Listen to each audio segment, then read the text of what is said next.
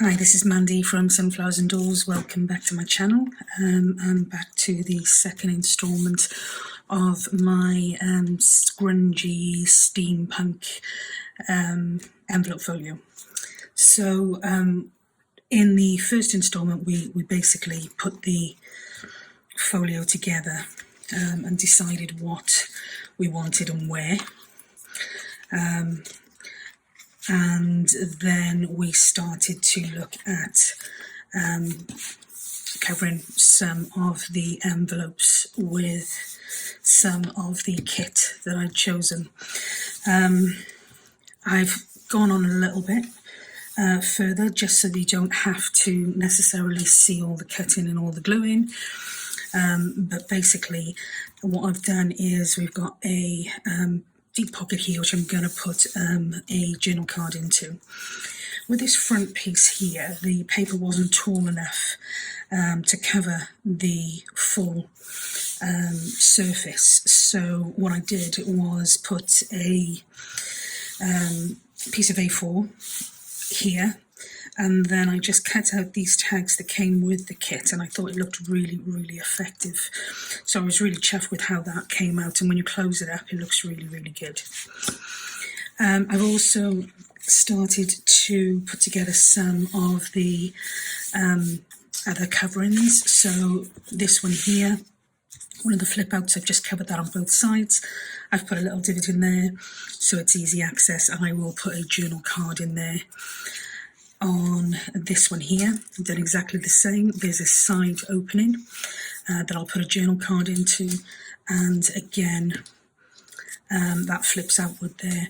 Now what I'm going to put on the backs of these I haven't decided yet, but I just wanted to give you a bit of an update as to where I was. And on this very final back version here, again a side opening, and I've covered that front and back. Now some of the things to be aware of when you are covering these types of envelopes, if you can see here, so when I put a cover on this piece here, I'm going to want to cover this whole area. But as it stands at the moment, if I cover this section here with paper and glue it, I'm only actually going to have this much space here to put a journal card or whatever it is I want to put in there. So what I tend to do here is, this one's going to be a little more tricky, purely because I had to cut the top section off, so I haven't got a piece that I can fold into. But here what I would do is I would glue this section here, and I would glue along here, and then I would probably glue a very thin line across here, so when your paper goes on you're not going to have any glue in this section here, but it will adhere to the end section there and the rest of your card, so that'll still give you a full pocket in between. I haven't decided yet whether I'm going to use this as a tack or a pocket.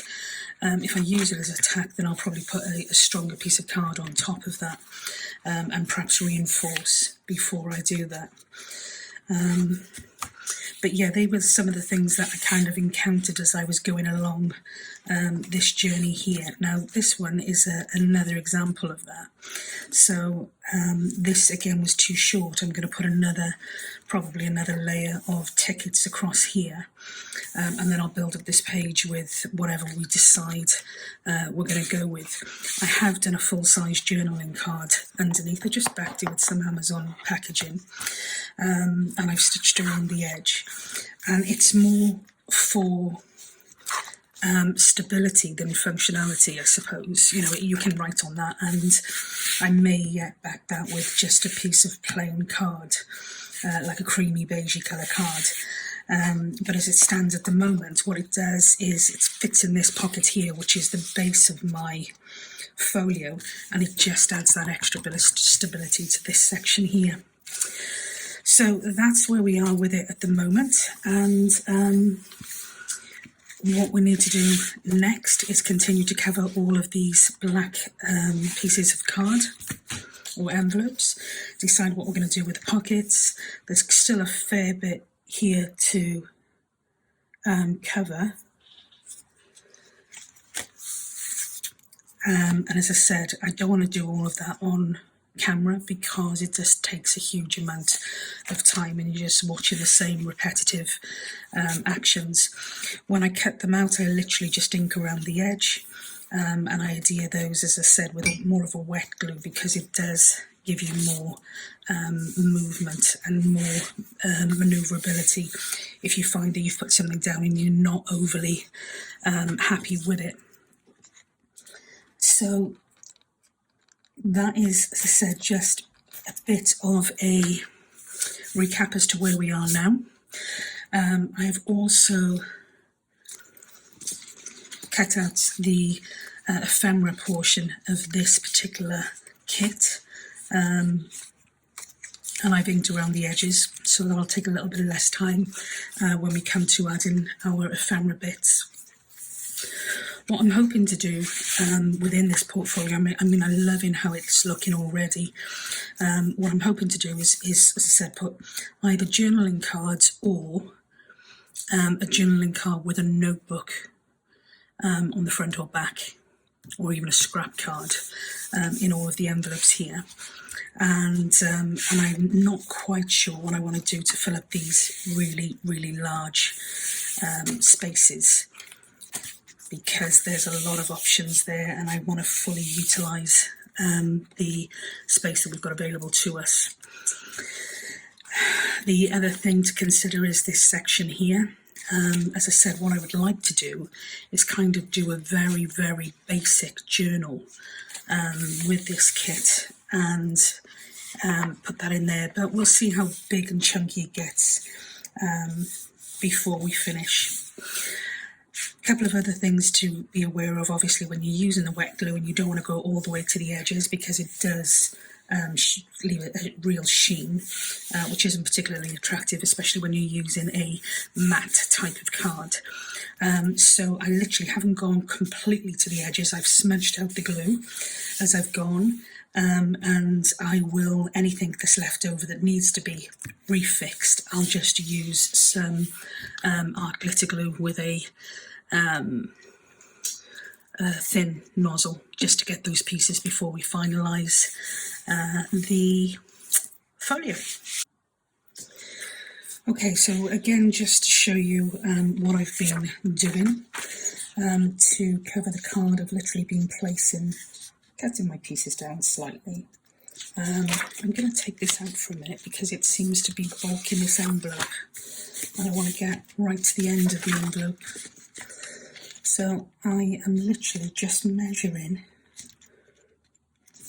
really, really loosely.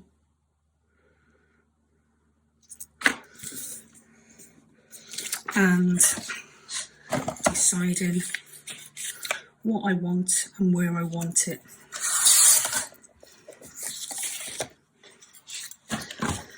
Again, I'm just inking around the edges. It doesn't really show too much, but it just takes that lightness. You know, when you cut, I say this in all my videos, but when you cut paper, you're left with like a white edging. And it's ever so subtle most of the time, but I don't really like it, and so it is something that I like to remove. Okay.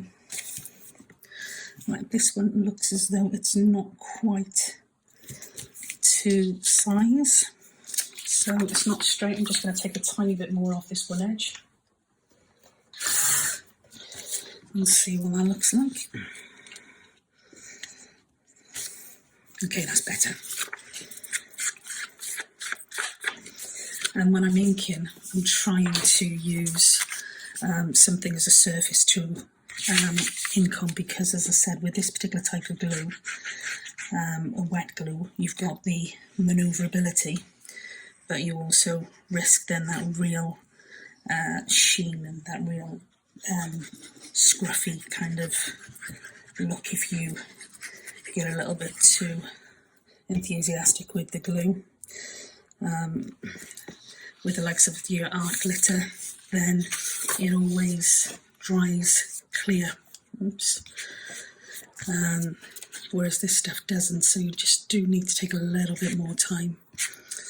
So I'm going to put this on here. literally, before I fully let it go and make sure that I'm comfortable with the fit, and then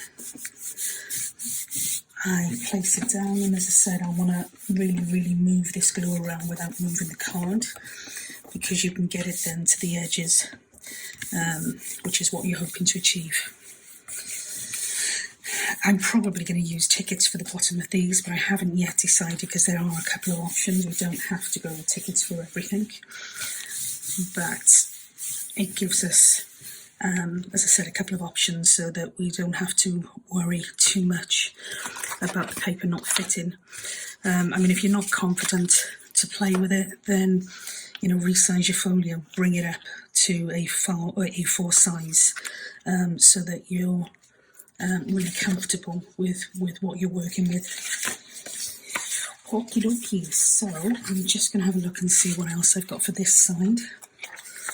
I've got loads of offcuts from what I have been working on. That's not really great English, is that? And I don't really want to waste any of this. So I'm just looking to see what I like.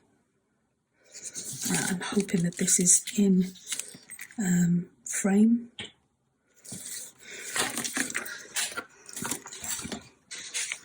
Just put that out the way. So I'm actually getting quite not comfortable with these, but I'm absolutely loving the journey of learning how to put these together. They are an awful lot of fun, and just a different concept altogether to junk journals. So I suppose it's whatever kind of floats your boat, really. But I kind of saw a few of these after I'd already been making journals for a while, and decided that, yeah, it was definitely something I wanted to work on. Okay, so with this one now, we're in that situation where if we glue this right the way over here, we are going to block this section off, as I said earlier. So what I'm going to do is, it's about there. So what I am going to do is, I'm going to take my glue, and I'm going to take it just to that edge for now.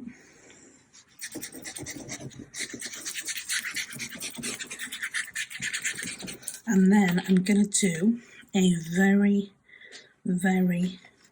thin layer here, just so that we get it to stick. Otherwise it's going to be flapping open and flapping all over the place.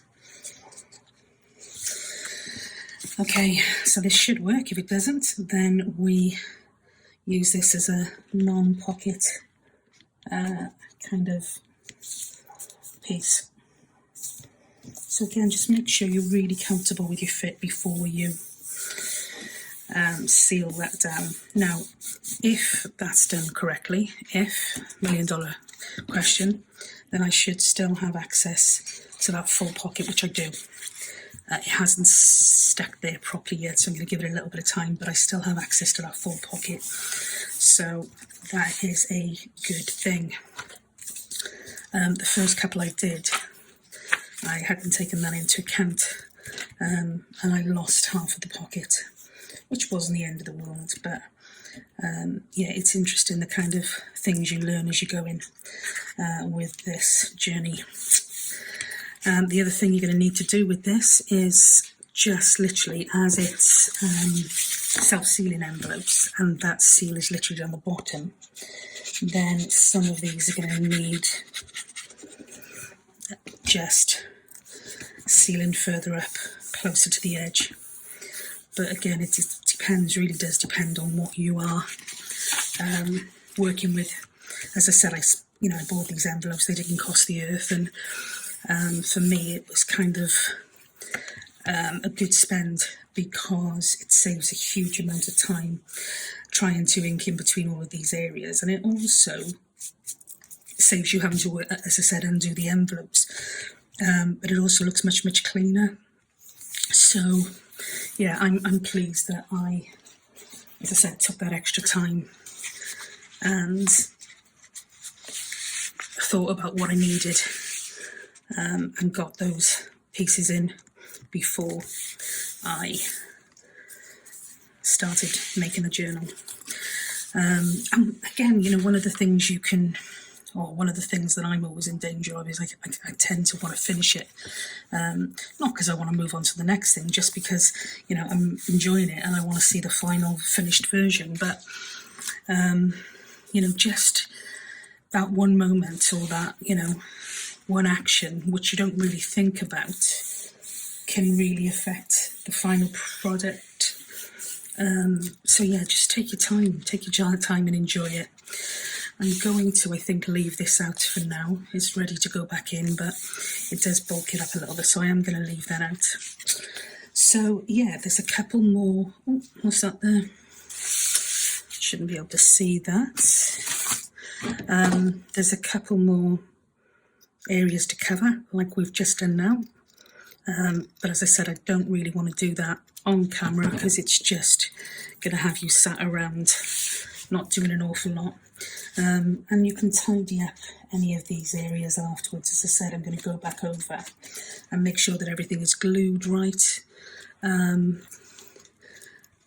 everything is stamped and distressed, and that we're good to go before I kind of close the door on this one.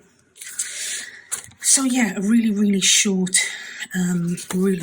video, just to kind of explain some of the things that I've come across already, and to give you a bit of an example of what that looks like.